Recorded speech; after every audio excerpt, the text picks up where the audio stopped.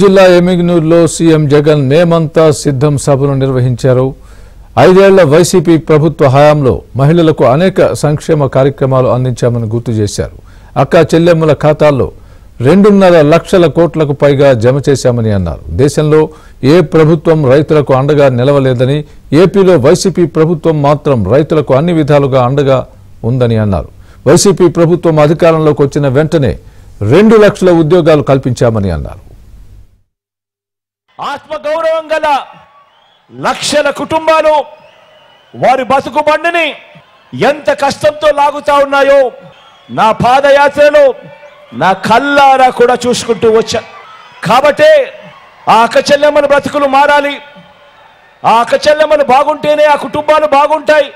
ఆ అక్క చెల్లెమ్మల ముఖాలలో సంతోషం కనిపిస్తేనే ఆ కుటుంబాలు సంతోషంగా ఉంటాయని, కాబట్టి అక్క చెల్లెమ్మల శ్రమకు, ఆ అక్క చెల్లెమ్మల కష్టానికి ఖరీదు కట్టే షరాబు లేదు. కాబట్టి వారి కుటుంబాలు సంతోషంగా ఉండాలంటే ఏం చెయ్యాలి అని చెప్పి 58 నెలల నా పాలనలో ప్రతి అడుగు కూడా అదే ఆలోచనలతోనే అడుగులు ముందుకు వేశాం. అదే మీ బిడ్డ ప్రభుత్వంలో ఏకంగా 2,70,000 కోట్ల రూపాయలు నా అక్క చెల్లెమ్మల కుటుంబాల ఖాతాల్లోకి జమ చేసిన పరిస్థితులు నేరుగా ప్రతి ఇంట్లోనూ కూడా ఆ అక్క చెల్లెమ్మల బ్యాంక్ అకౌంట్లు చూస్తే లక్షలు కనిపిస్తా ఉన్న పరిస్థితి కేవలం ఈ 58 నెలల కాలంలోనే జరుగుతూ ఉన్నది అన్నది గుర్తుపెట్టుకోమని కోరుతా ఉన్నా.